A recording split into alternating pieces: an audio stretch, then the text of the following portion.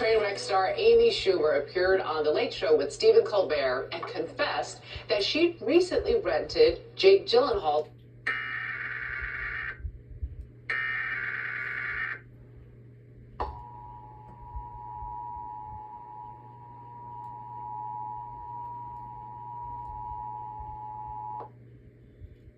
This is a national test of the emergency alert system. This is only a test.